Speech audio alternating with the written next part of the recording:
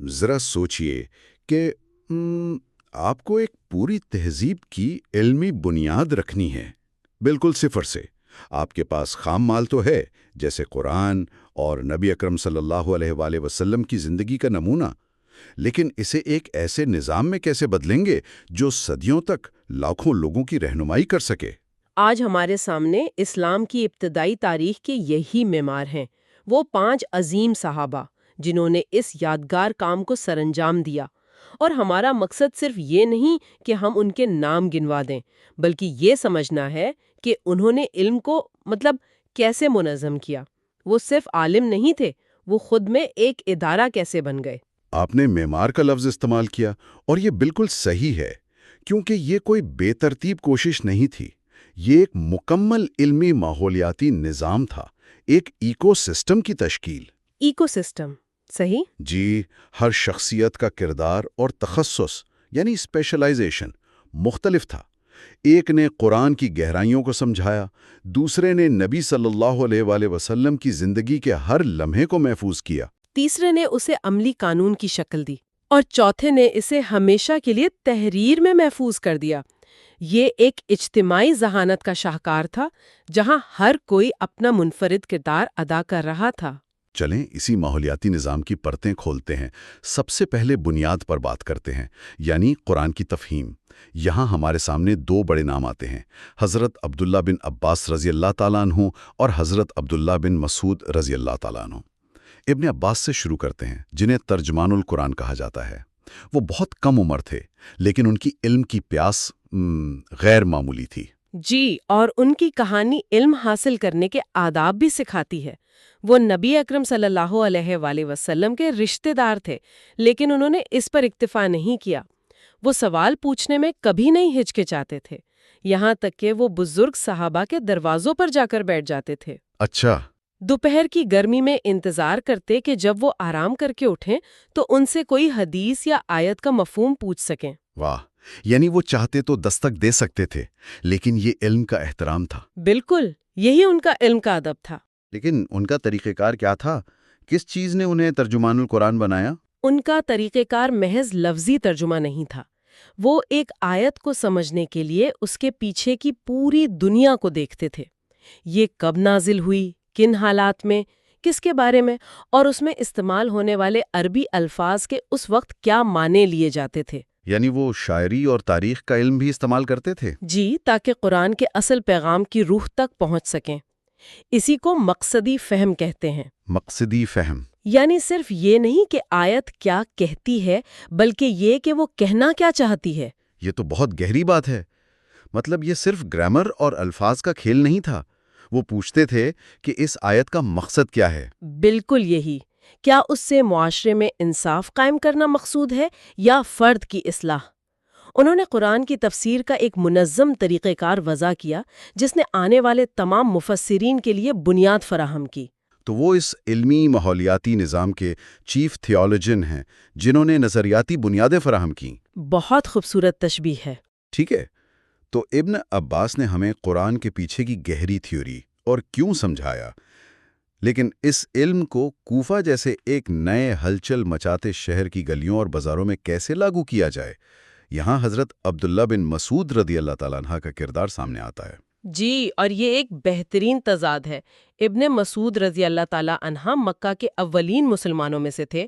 وہ نبی اکرم صلی اللہ علیہ وآلہ وسلم کے اتنے قریب تھے کہ لوگ انہیں صاحب السواد اور سواک کہتے تھے، یعنی آپ صلی اللہ علیہ وآلہ وسلم کے رازداں اور مسواک اٹھانے والا۔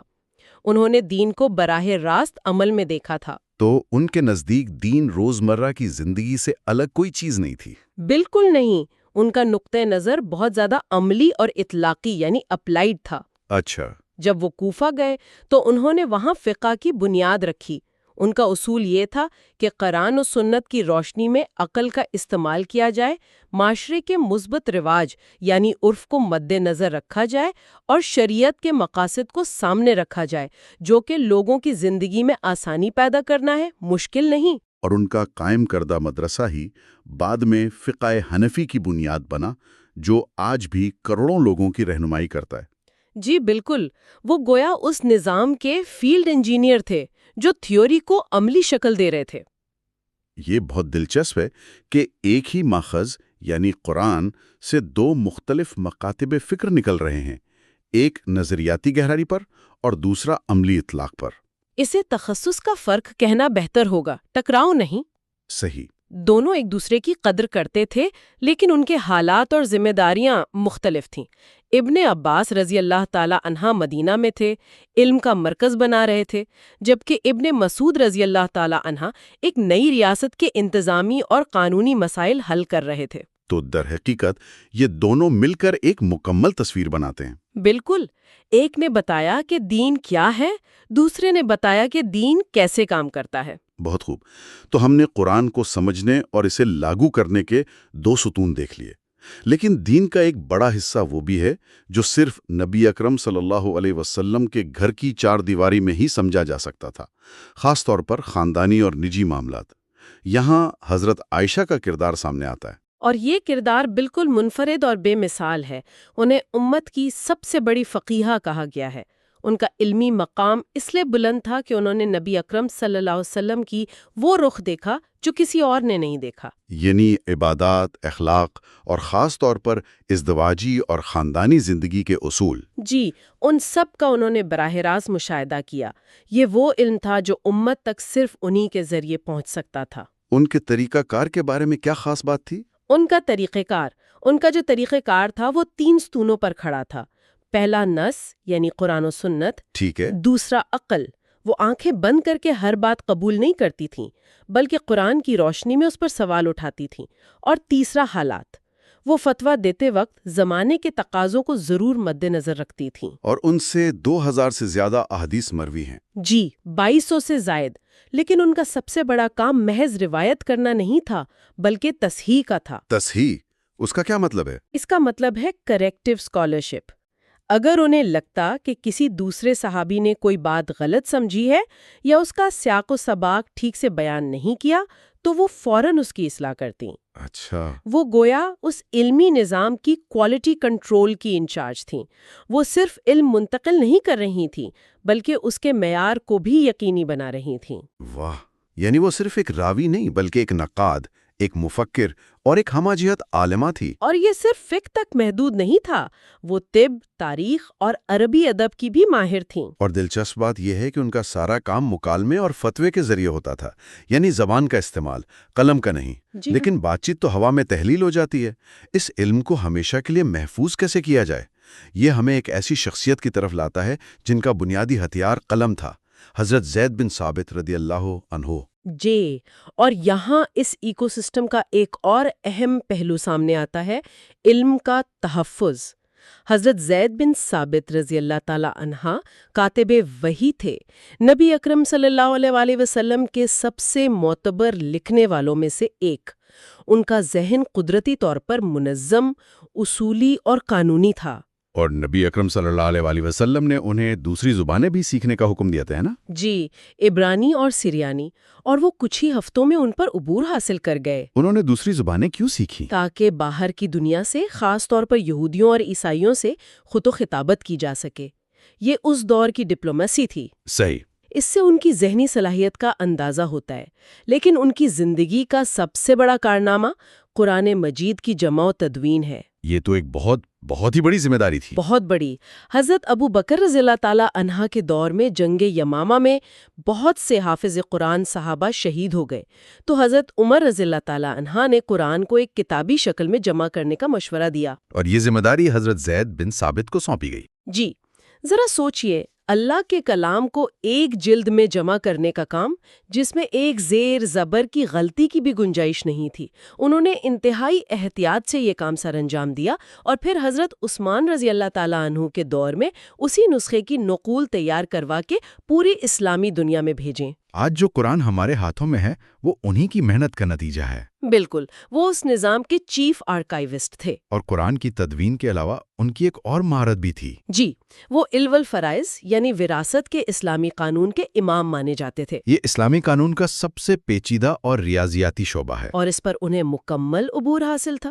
اب دیکھیں، ایک طرف حضرت عائشہ ہیں جو زبان اور مکالمے سے علم پھیلا رہی ہیں، اور دوسری طرف حضرت زید بن ثابت ہیں جو قلم اور تدوین سے اسے محفوظ کر رہے ہیں۔ دونوں مل کر علم کی حفاظت کو یقینی بنا رہے ہیں۔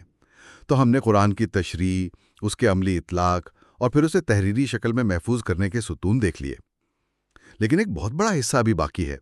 نبی اکرم صلی اللہ علیہ وسلم کی روزمرہ کی زندگی، آپ کی باتیں، آپ کے فیصلے، آپ کے اخلاق، وہ ہزاروں چھوٹے بڑے لمحات جو دین کی عملی تصویر بناتے ہیں۔ اس ڈیٹا کو کس نے محفوظ کیا؟ یہاں حضرت ابو ہریرہ رضی اللہ تعالی عنہ کا نام ذہن میں آتا ہے۔ اور ان کی کہانی علم کے لیے ہر چیز قربان کر دینے کی داستان ہے۔ وہ یمن سے ہجرت کر کے آئے، ان کے پاس نہ گھر تھا نہ مال و دولت۔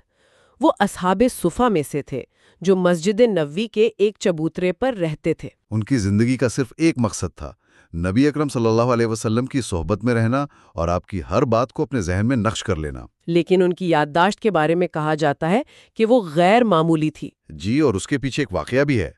انہوں نے ایک بار نبی اکرم صلی اللہ علیہ وسلم سے شکایت کی کہ وہ باتیں سنتے تو ہیں مگر بھول جاتے ہیں۔ آپ صلی اللہ علیہ وسلم نے ان کے لیے دعا فرمائی اور اپنی چادر ان پر ڈال دی۔ حضرت ابو ہریرہ رضی اللہ تعالیٰ عنہ فرماتے ہیں کہ اس دن کے بعد وہ کبھی کوئی سنی ہوئی بات نہیں بھولے۔ یہ ان کی لگن پر اللہ کا انعام تھا۔ ایک لمحے کے لیے سوچیں، آج ہمارے پاس لائبریریاں اور انٹرنیٹ ہیں، اس دور میں ایک انسان کا ذہن ہی پوری لائبریری تھا۔ یہ کتنی غیر معمولی بات ہے نا؟ بالکل۔ لیکن انہوں نے اتنی زیادہ احادیث کیسے روایت کی؟ 5000 سے بھی زیادہ؟ اس کی وجہ ان کا مکمل فوکس تھا۔ دوسرے صحابہ تجارت، زراعت یا ریاستی امور میں مصروف تھے، جبکہ حضرت ابو ہریرہ نے اپنا سارا وقت اسی ایک کام کے لیے وقف کر دیا تھا۔ ان کا مشن تھا کہ نبی صلی اللہ علیہ وسلم کی زندگی کا کوئی بھی پہلو ضائع نہ ہونے پائے۔ تو وہ اس علمی نظام کے ہیومن ڈیٹا بیس تھے؟ بالکل، وہ صرف قانونی یا عقائد سے متعلق احادیث نہیں، بلکہ اخلاق، آداب، لوگوں سے برتاؤ، غرض ہر چھوٹی سے چھوٹی بات کو بھی اہم سمجھتے تھے۔ تو ان کا کردار دوسرے فقہا سے مختلف تھا؟ جی، ابن مسعود رضی اللہ جیسے فقیہ صرف وہ احادیث لیتے تھے جن سے کوئی قانونی حکم نکلتا ہو، لیکن ابو ہریرہ رضی اللہ کا مقصد فقہ کی تشکیل نہیں بلکہ سنت کا جامع تحفظ تھا۔ انہوں نے دین کو چند علماء کی دسترس سے نکال کر عام آدمی تک پہنچا دیا۔ ان کی روایت کردہ احادیث آج بھی ہمیں بتاتی ہیں کہ ایک اچھا انسان، ایک اچھا پڑوسی اور ایک اچھا مسلمان کیسے بنا جائے۔ تو جب ہم ان پانچوں شخصیات کو ایک ساتھ دیکھتے ہیں تو ایک پوری تصویر ابھرتے ہے۔ یہ محض 5 الگ الگ عالم نہیں تھے۔ نہیں، یہ ایک مکمل نظام تھے، یہ ادارے تھے۔ آئیے اس ایکو سسٹم کو دوبارہ دیکھتے ہیں۔ حضرت ابن عباس رضی اللہ نے اس نظام کا سافٹ ویئر لکھا، یعنی قرآن کو سمجھنے کا طریقہ کار۔